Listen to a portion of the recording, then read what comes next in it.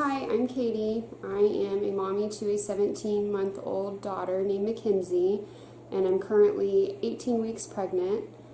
I was diagnosed with Hyperemesis gravidum around my 10th week of pregnancy, and I'm still suffering through it at week 18. I wanted to do a video because going through it, I did some research and realized there's not a whole lot of information about what other women or moms' experiences are.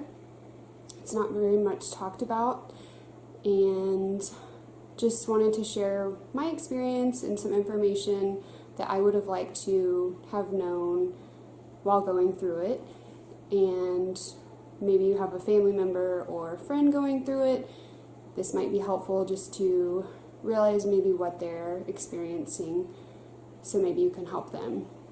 Hyperemesis, known as HG, is a condition during pregnancy that causes severe nausea, severe vomiting, weight loss, dizziness, low blood pressure. I lost about 15 pounds in about 3 weeks, and at my worst times I was throwing up over 20 times a day without trying to eat or drink anything, still throwing up that many times. It's definitely different than morning sickness. Not to downplay anyone that's had morning sickness or is going through that. I did go through morning sickness with my daughter. This is definitely very different.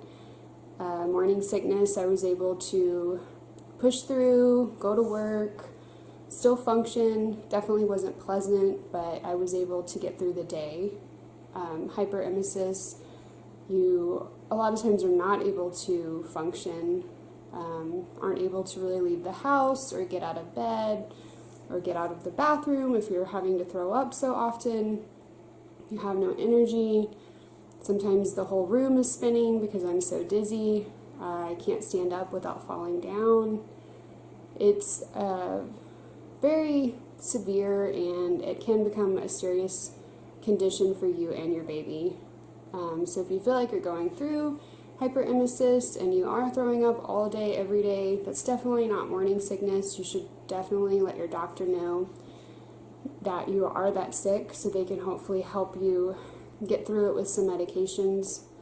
With my first pregnancy, I did have morning sickness, like I said. I was on diclegis, an oral medication prescription that my doctor recommended taking a few times a day. And I was also prescribed Zofran, which helped make it manageable. And then with my daughter, close to the second trimester, the morning sickness pretty much went away. It was very tolerable at that point. This pregnancy, diclegis and Zofran and some of the other oral medications I've tried have not done anything. So this pregnancy, from around 6 to 10 weeks, I felt sick. I just thought it was morning sickness. It wasn't too severe where I couldn't function. It was pretty bad. It did seem worse than it was with my daughter. But around 10 to 12 weeks, it became where I couldn't eat or drink anything. That's when I had lost the 15 pounds.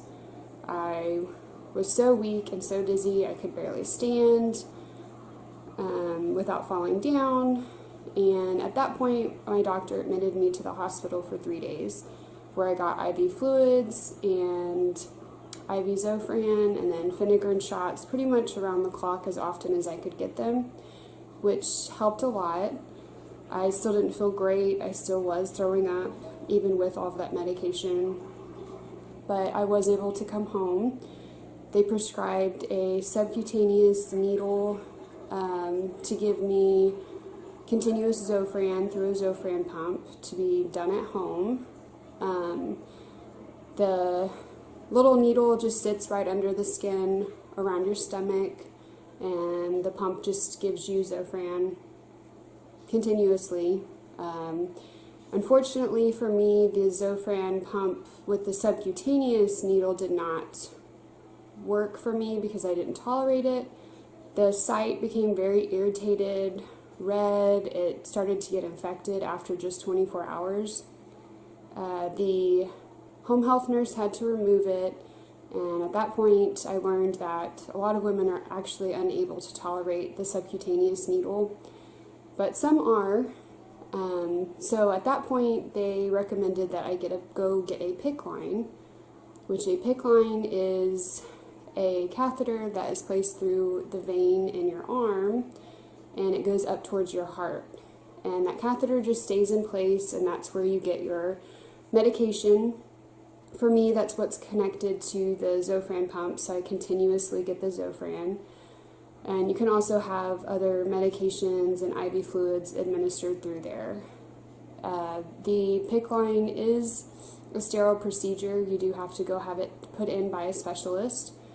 So I had that placed. A few things about getting that done. One thing that I would recommend is asking if you can get it placed in your non-dominant arm. I had asked, didn't have the greatest experience. The nurse that I had said that they only do it on the right side. They couldn't do it on my left arm.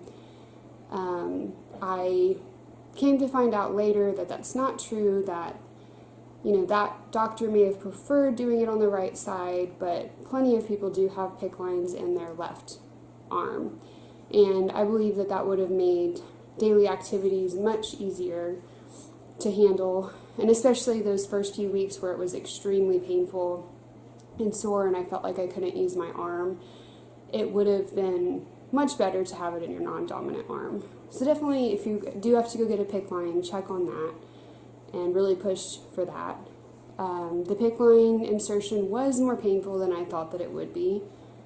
I didn't have a sedative or anything like that. They did numb the area with lidocaine, but I still could feel a lot of what was going on.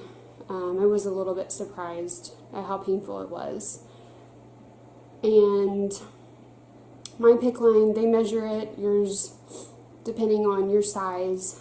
They do a measurement to see how long it will be. Mine is about 16 inches, just to give you an idea about how long that is. I was a little bit surprised at how long that catheter is, and so it just stays in place there. So this is, I have mine wrapped because my tubing gets caught on stuff when I'm in the kitchen, or my daughter sometimes grabs at it. So I have it wrapped up so that if it gets pulled, it's pulling the extra tubing, it's not pulling the Picc line out. It doesn't look very pretty right now, but that's why it's wrapped up like that. So this is the dressing right here, and then the Picc is underneath it, and that it is inserted right here, and then it goes up towards my heart. And then it has these ports. I have a double lumen, so this one is where I get fluids and other medications. The other one is attached to the Zofran pump, which you put in, or your home health nurse puts in the dose that your doctor has ordered for you, specifically for you, and then the home pharmacy sends out bags of medication. So this is the Zofran. This has to be changed for me every 2 to 3 days. It depends on how big your dose is, depends on how long your bags will last. I get a delivery from home health from the home health pharmacy about once a week, and they deliver all the supplies that I need, the fluids that I get, and then my home health nurse comes out about once a week to change the dressing and clean that. My husband has learned how to give me IV fluids through the Picc line, change the Zofran bags every few days, and administer any other medications I need. So the only thing that he doesn't do is the dressing change. If I didn't have the support of my husband, the home health nurse would just have to come more often to help with those things. So after getting the Zofran pump and Picc line, I felt much better. My arm was pretty painfully sore for a couple weeks. Now it's just uncomfortable. It hurts when she does the dressing and cleaning, but besides that, it's just a little bit uncomfortable. At this point, it's not painful. So with the Zofran pump, I try to put the pump and the bag of Zofran into a Fanny Pack that I wear around my waist. It makes things easier to be able to carry my daughter around and get things done around the house. So I just bought a Fanny Pack off of Amazon, and it's kind of a tight fit in there, but it does work and it is helpful if you're going somewhere so you don't have to carry it around everywhere. If I'm just sitting down though, I do try to have the bag upright to prevent air bubbles from going in the tubing. The pump will alarm if air gets in there, and you do have to disconnect it and prime it to get the air out of the tubing if air bubbles do get in there, which I try really hard for that not to happen when I'm home by myself because I can't disconnect it by myself. But just to give you an idea of how I carry the pump and the fluids around with me throughout the day. So for a few weeks, around week 12 to week 16, I was doing better. It was tolerable. Still wasn't able to do very much. I wouldn't have felt like going back to work or getting out of the house very much, but I wasn't throwing up all day, every day.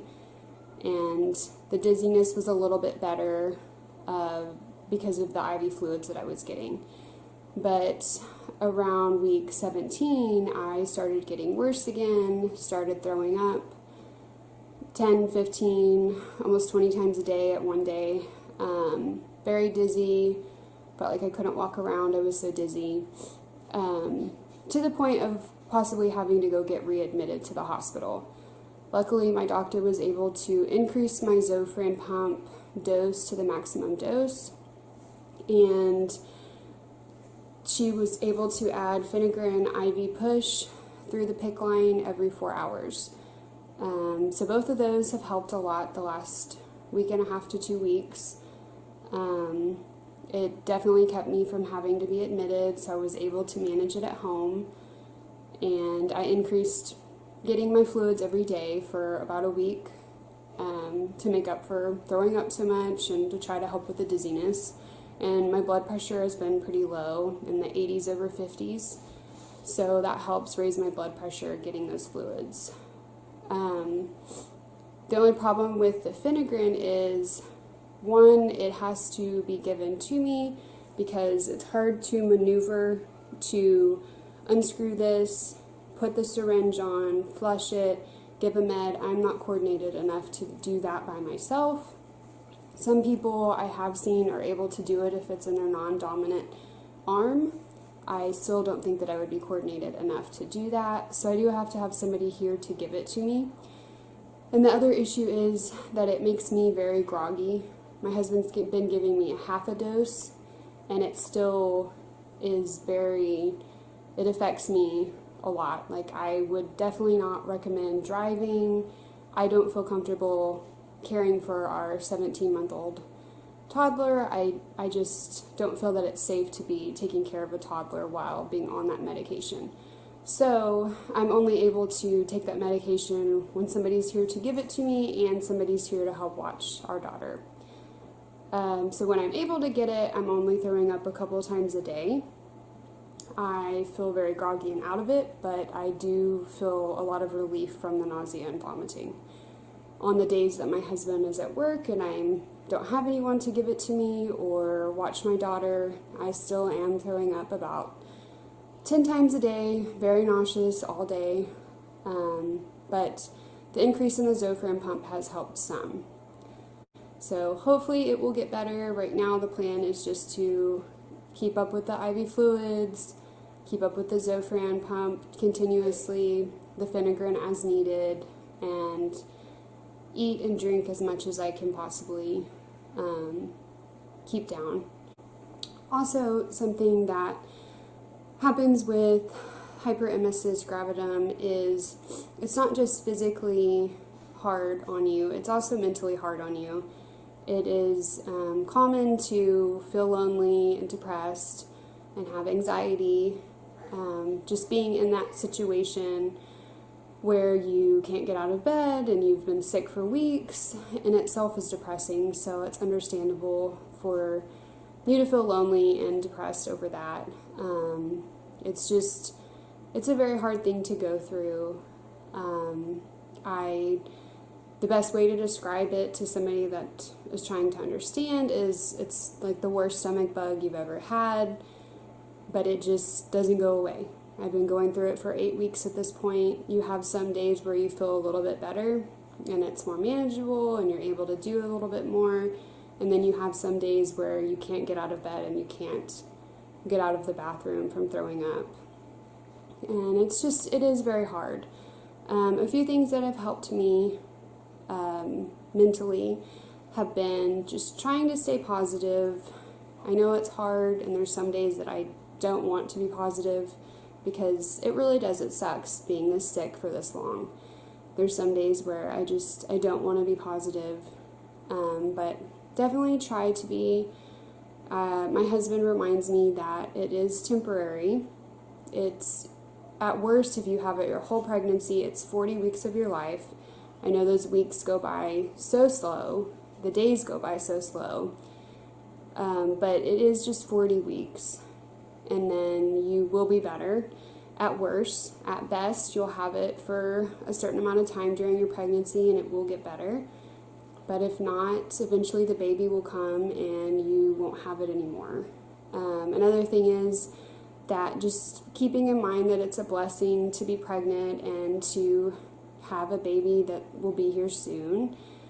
At the end of it, you'll have a baby and you hopefully will push out all of the bad things that happened and just focus on having a baby and the joy and blessing of that. Another thing is I try to keep busy when I feel up to it by doing just small things around the house, keeping up with housework when I feel up to it, trying to have somewhat of a routine when I feel like I can. And another thing that has been helpful, is if someone offers to help get you out of the house for a little while, take them up on it if you feel able to. There are days when I definitely don't feel able, where I don't feel like I can get out of bed or off the couch. But if you feel up to it, getting out for just a little while is good for you. My husband took us to the park near our house a couple of days ago, and we were just there for about 20-30 minutes, and I felt sick the entire time. But it was nice to get out and get in the sunshine and just be out of the house. So do try to get out and still interact with people. Definitely talk to your family and friends about how you're feeling. For someone that's not gone through it, I feel like people are just not sure what to say or what to do to help. I have very supportive family and friends, and I feel like sometimes they're just not sure how to help or what to say. So just talk to them about how you're feeling. Another thing is that I just have to accept the fact that some days are much better than others. It's frustrating and it can be discouraging to have a day where you feel better, a little bit better, and you're able to get things done around the house or go on a short outing, and then the next day or a couple of days later you feel way worse. You feel like you've taken 10 steps back. It seems like with hyperemesis, gravidum, that's just how it is. With my experience, for sure, some days just are better, and I can't really figure out why some days seem to be better for me than others. There's still some days where I can't get out of bed, I can't stop throwing up, even doing everything right and having all the medications that they're recommending. It's frustrating because you just want to feel better so that you can do your daily activities, get back to living your life. I just want to feel better so I can go back to work and play with my daughter. I feel guilty sometimes because I don't feel like I'm being a good mom right now, and a good wife, because I'm definitely not as patient and as attentive as I typically am, because I do feel so sick. And you just have to realize that you're doing the best that you can, and it's temporary. Hopefully you have a supportive family that understands that it's temporary and you really are trying your best. And just keep in mind that I'm sure that you're doing better than you think that you are. I really hope that this video helps somebody, even if it just helps one person. I would be happy with that. I would be happy to answer any questions. If you have any tips on living with hyperemesis, I would appreciate any tips. And if you are going through that, or if your family is going through it, my heart goes out to you. You'll be in my thoughts and prayers. I really hope that you do feel better soon. And just keep going. It will get better. If I can get through it, you can get through it too. And if you enjoyed this video, please give it a thumbs up and subscribe. This is my first video. I do plan on adding more videos about mommy related topics and living with hyperemesis as of right now. I hope you enjoyed the video. Thank you.